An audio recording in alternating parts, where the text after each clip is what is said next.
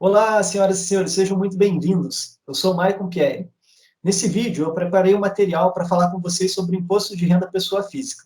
Mas antes da gente começar, eu gostaria de pedir para que você se inscreva aqui no canal, né? Clica ali no sininho para receber as notificações sempre que a gente enviar um vídeo novo, né? E se gostar do vídeo, clique em curtir.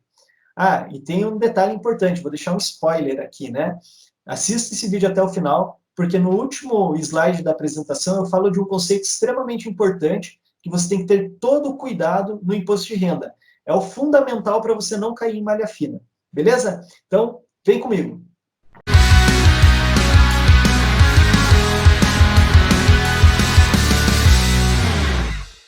Bom, pessoal, então vamos lá.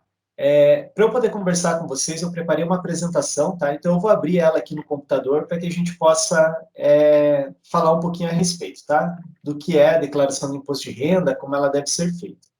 Então, deixa eu abrir aqui. Bom, então vamos lá. Nesse papo, eu quero falar para vocês um pouquinho sobre o imposto de renda, pessoa física, tá?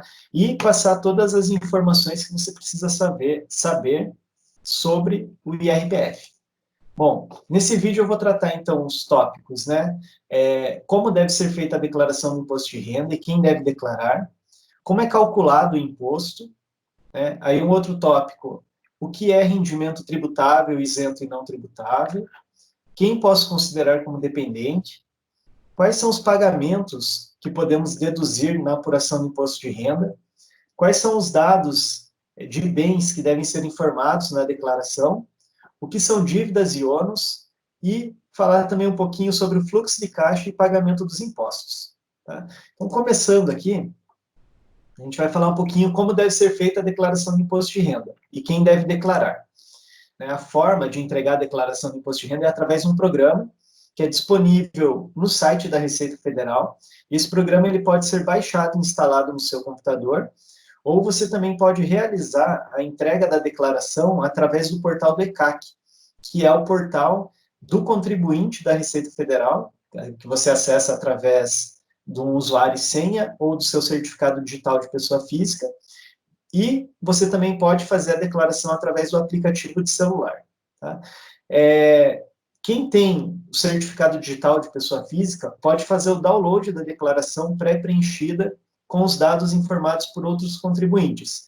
Então, se você é funcionário assalariado, tem o seu contrato de trabalho vinculado a uma empresa, você pode fazer o download automático da sua declaração a partir do seu ECPF, que é o Certificado Digital de Pessoa Física. E a obrigação da declaração, ela está vinculada a pessoas físicas, tá?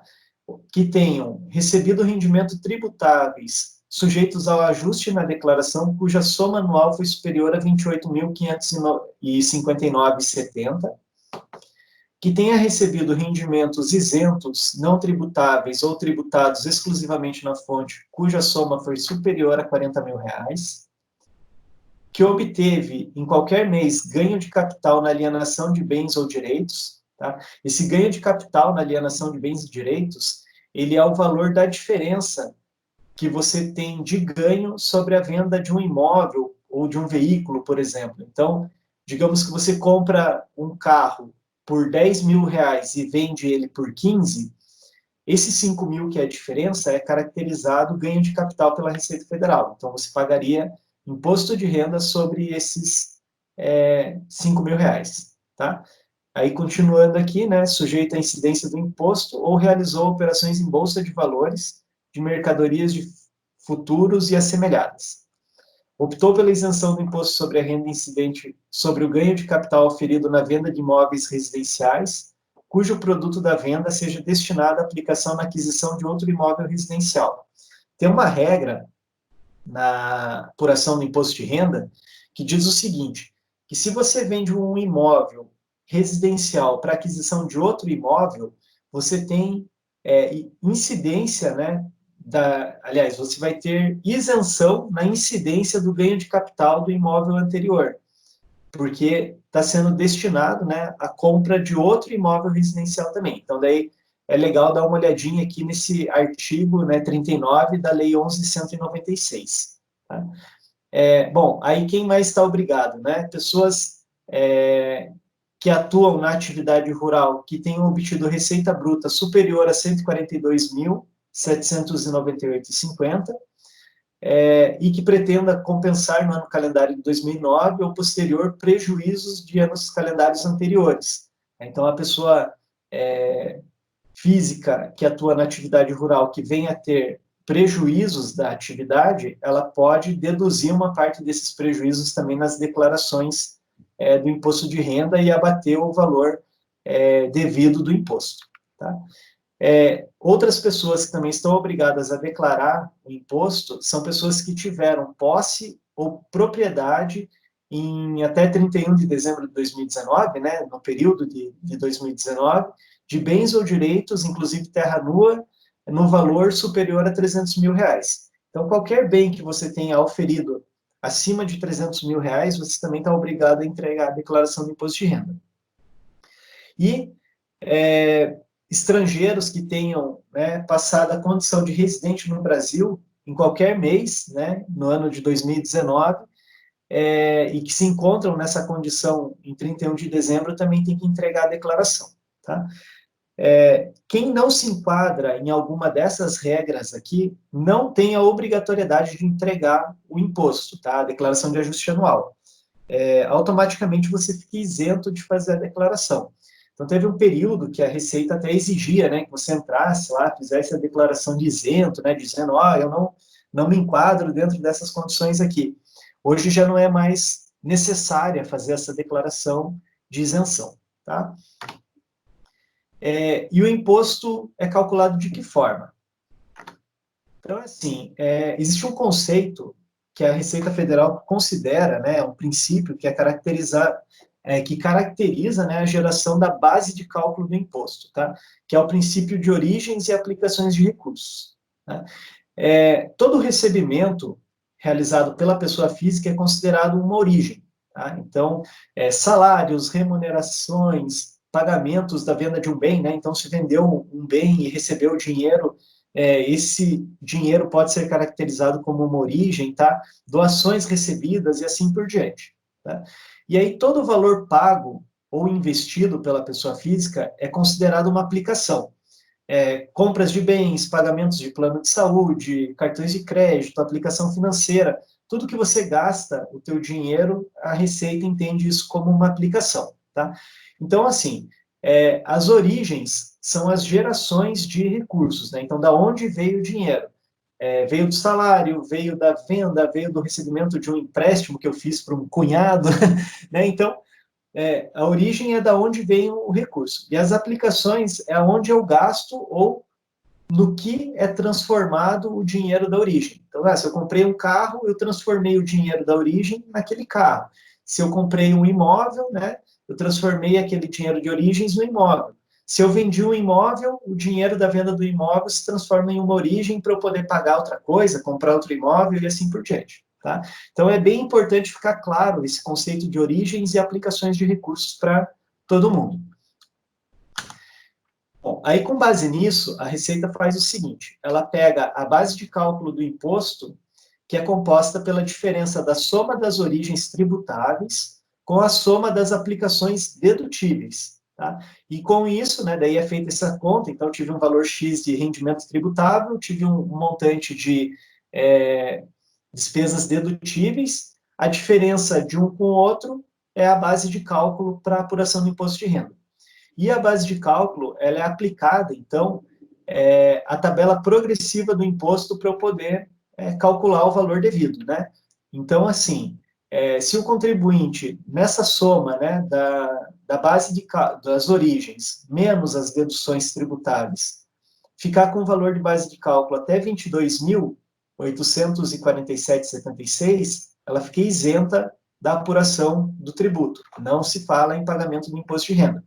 Se o valor ficar entre 22 mil até 33.919, aí a alíquota é de 7,5% e ele pode deduzir uma parte desse valor, né, 1.713,58, e a diferença vai ser o imposto devido.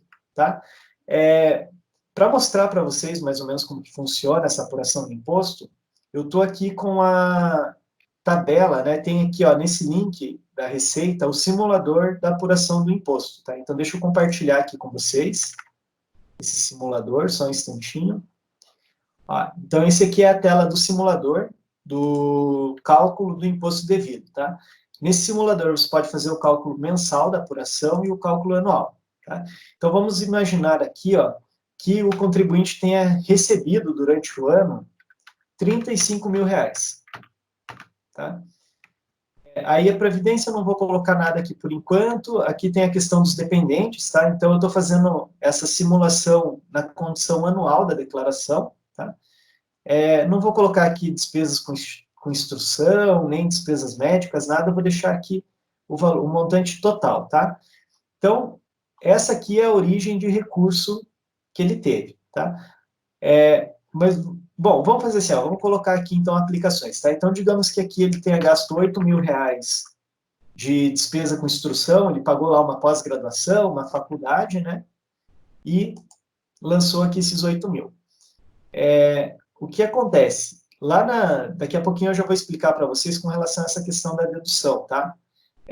Aí aqui ele gastou também mais R$ 2.000 com despesas médicas e o que acontece? Ele vai pegar os R$ 35.000, que foi o rendimento tributável, vai diminuir aqui da despesa com instrução 3.561,50, que é o limite para dedução, tá? E vai tirar R$ 2.000 aqui de despesas médicas também. Então, a base de cálculo dele fica R$ 29.438,50, tá? Em cima dessa base de cálculo é aplicada a tabela progressiva. Então, até o valor de R$ 22.847,76, ele não paga nada do imposto. E aí, o que ultrapassou dessa diferença, que foi os 6.590,74, ele cai aqui na segunda faixa e aplica a alíquota de 7,5%, ficando um valor devido de imposto a ser pago, R$ 494,31, tá? Aí, pessoal, acontece o seguinte, ó, deixa eu voltar aqui na tela da apresentação. Eu coloquei um detalhe aqui, ó, que é a retenção na fonte, tá? Então, valores recolhidos antecipadamente que deduz do valor a pagar do imposto, tá? Esse é o conceito da retenção na fonte. O que isso significa? Quando vocês recebem a declaração lá, o informe de rendimento para fazer a declaração do imposto de renda, se você ganha acima de 22.000 no ano, a empresa que paga, né, se for um rendimento assalariado, a empresa que paga o imposto, paga o salário, ela faz a retenção antecipada do imposto. E aí, quando acontece de você pagar na fonte, retido, né, e o valor que foi calculado aqui do imposto é devedor, você vai poder informar na declaração a informação da dedução que foi retida. Então, digamos assim, houve a retenção de R$ 300 aqui do imposto. Então, seria lançado aqui os R$ 300 e o valor devido do imposto seria R$ 194,31. Imaginando que o valor da retenção tenha sido maior do que o valor devido do imposto, aí você entra naquela condição de ter a restituição do imposto. Tá? Então, a restituição do imposto de renda nada mais é do que você ter uma quantidade de aplicações dedutíveis maior do que receitas dedutíveis, e que a retenção tenha sido maior do que deveria ter sido, de fato, o valor que você pagou pelo imposto. Vou voltar aqui na apresentação. Bom, aí continuando, né, o que são rendimentos tributáveis, isentos e não tributáveis. Toda origem, como eu comentei com vocês, ela é considerada um rendimento, né? Só que alguns rendimentos, eles são isentos ou não tributáveis da declaração e outros são tributáveis, tá? Os rendimentos tributáveis, eles são os rendimentos de trabalho, tá? Então, todo rendimento assalariado, pro labore, tudo que venha da tua mão de obra, né, do seu trabalho, que tenha gerado receita para você, ele é um rendimento tributável para o imposto de renda, tá? Rendimento de aluguéis, então, se você tem imóveis, veículos, né, bens que aluga esses bens, então esse rendimento de aluguel também tem que ser lançado na declaração do imposto de renda como um rendimento tributável. Se você recebe pensão alimentícia, esse pagamento, né, esse recebimento, ele também é considerado um rendimento tributável. Resultado da atividade rural, rendimentos recebidos acumuladamente, então 13º salário, parte de valor de ações recebidas, ele também pode ser caracterizado como um rendimento tributável, e outros rendimentos podem também ser caracterizados como tributáveis, né? Então, aquele ganho de capital sobre a venda de um bem, lucros de empresa do exterior e assim por diante. E rendimentos isentos ou não tributáveis são aqueles rendimentos, né, recebidos pelo contribuinte que não têm incidência tributária do imposto de renda, tá? Então, por exemplo, o rendimento da caderneta de poupança, esse ele é isento de tributação do imposto de renda, né? Uma doação, a doação ela tem incidência do ITCMD, mas para quem recebe a doação não tem incidência do imposto de renda. Então, entra aí dentro dessas regras aqui de isentos e não tributáveis. Tá? Uma característica interessante para a apuração do imposto de renda é que você, tendo dependentes, cada dependente ele pode deduzir uma parcela, uma fração da base de cálculo do imposto de renda. E o valor da dedução por dependente é R$ 189,59 mensais, ou, se for anual, a gente multiplica esse valor por 12 para poder ter o valor total da dedução por dependente. Tá? E quem eu posso considerar como dependente da declaração do imposto de renda? Né? Então, é o companheiro com quem o contribuinte tenha filhos ou viva mais de 5 anos, ou o cônjuge. Tá? Filho ou enteado de até 21 anos de idade, ou em qualquer idade, quando incapacitado física ou mentalmente para o trabalho. Filho ou enteado, se ainda estiverem cursando estabelecimento de ensino superior ou escola técnica do 2º grau até 24 anos de idade.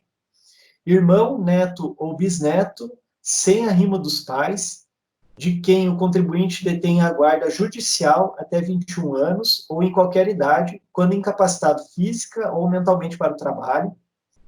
Irmão, neto ou bisneto, sem arrimo dos pais, com a idade de 21 até 24 anos, se ainda estiver cursando estabelecimento de ensino superior ou escola técnica de 2º grau, desde que o contribuinte tenha detido a sua guarda judicial até os 21 anos. Pais, avós e bisavós que tenham recebido rendimentos tributáveis ou não, até o limite da isenção do imposto de renda. Menor pobre de até 21 anos que o contribuinte crie e eduque e de quem detém a guarda judicial. Pessoa absolutamente incapaz da qual o contribuinte seja tutor ou curador. Tá? Aonde que você tem que ter um cuidado aqui com relação aos dependentes, tá? Quando você tem o casal e você tem apenas um filho, tá? E os dois são contribuintes do imposto de renda, se aquele filho é declarado como dependente em uma declaração, ele não pode ser declarado como dependente na outra também. Tá? Então, só tem que ter esse cuidado de optar ali na hora de escolher qual é a melhor opção para dedução do imposto. Aí nós temos também quais os pagamentos que nós podemos deduzir do imposto de renda. Né? Então, como eu falei para vocês ali, as aplicações podem abater a base de cálculo do imposto, mas não são todas as deduções que podem ser feitas dos abatimentos. Tá? Os principais pagamentos dedutíveis do imposto de renda são pagamentos com instrução, tanto do contribuinte quanto dos dependentes, pagamento de médicos e planos de saúde do contribuinte e dependentes, pagamentos de dentistas, psicólogos, fisioterapeutas do contribuinte e dos dependentes, tá? Que são pagamentos voltados, né, para o bem-estar, saúde, né, desenvolvimento do contribuinte e os seus dependentes. Tá? A parcela a deduzir do imposto irá variar de acordo com o tipo de pagamento. Então, como vocês viram ali, quando eu entrei dentro do simulador do imposto de renda, deixa eu até voltar nele aqui também, para mostrar para vocês, que nem toda pagamento dedutível ele pode ser integrado totalmente na base da dedução, tá? Quer ver, ó? Então, assim, ó, quando eu coloco aqui, ó, o valor de despesa com instrução, então vou colocar aqui, ó, R$ 8.000, né? que o simulador faz? Ele já me dá a informação aqui, ó, que a dedução de despesa com instrução não pode ser superior a R$ 3.561,50.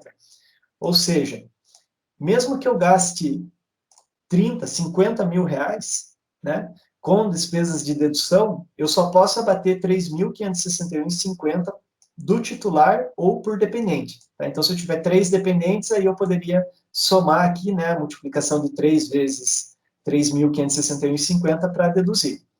Já em despesas médicas, se eu colocar aqui 10 mil reais, o que acontece? Ele vai abater os 10 mil. Se eu colocar aqui 20 mil, ó, ele abate, opa,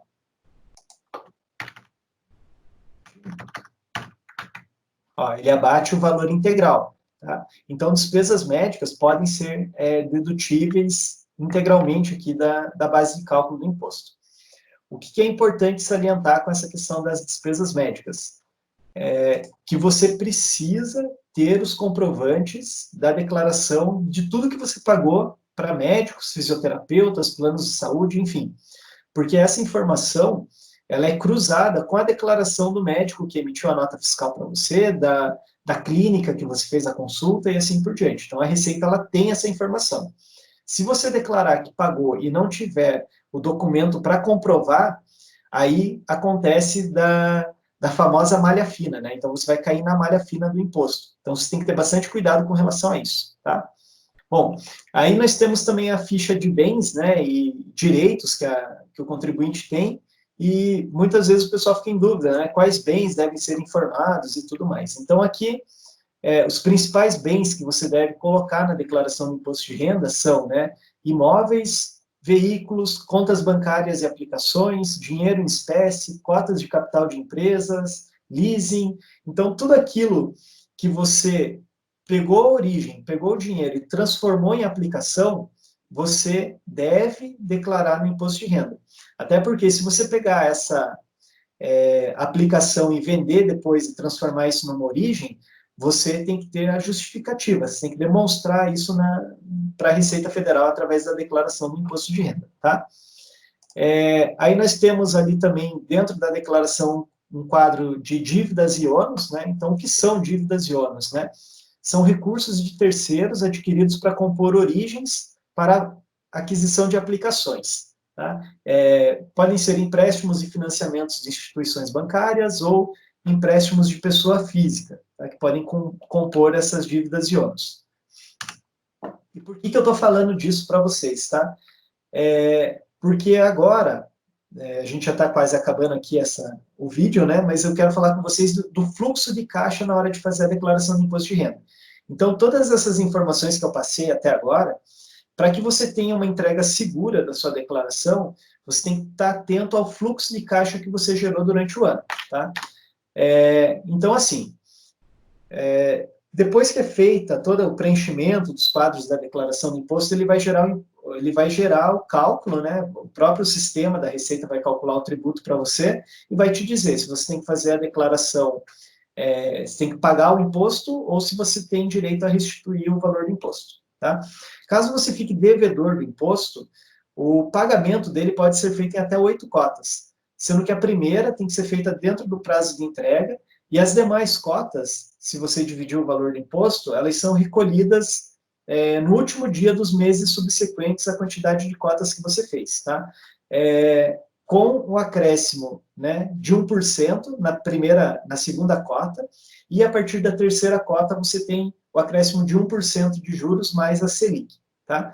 E o valor dessas cotas ele não pode ser inferior a R$ 50. Então, se você tem lá, deve lá R$ 250 de imposto, o máximo de cotas que você vai conseguir fazer são 5 cotas, porque daí você tem que recolher, né, o DARF, com a cota no valor mínimo de R$ 50, tá? E aí agora, falando, né, ainda dessa questão do cuidado da declaração do imposto de renda, tem um ponto aqui que é bem importante, que é o fluxo de caixa, tá? Esse é o ponto fundamental que você tem que guardar desse vídeo, tá? Então, se você já sabia das outras informações ou, né, já tinha estudado um pouquinho sobre esses dados no imposto de renda, Esse aqui é o slide, é o ponto que você tem que guardar na tua cabeça e que você tem que sair com ele perfeito, tá? Então, esse aqui é o ponto que você não pode deixar de entender, que é o fluxo de caixa, tá? O que acontece? Então, assim, qual é o maior problema que faz as pessoas caírem em malha fina? Tá? É o fluxo de caixa. Tá? Porque o que acontece? Considerem origens e aplicações, que é aquele conceito que eu falei para vocês lá no início do vídeo, né? Que ele é como se fosse uma espécie de uma balança. Então, muitas vezes, os contribuintes eles caem em malha fina porque a origem e a aplicação ela não é igualitária. O contribuinte ele vai lá e recebe salário, por exemplo, 60 mil reais no ano. Aí pagam os impostos retidos na fonte desses 60 mil e tudo mais, só que ele vai lá e compra um carro de 100 mil reais à vista. Né?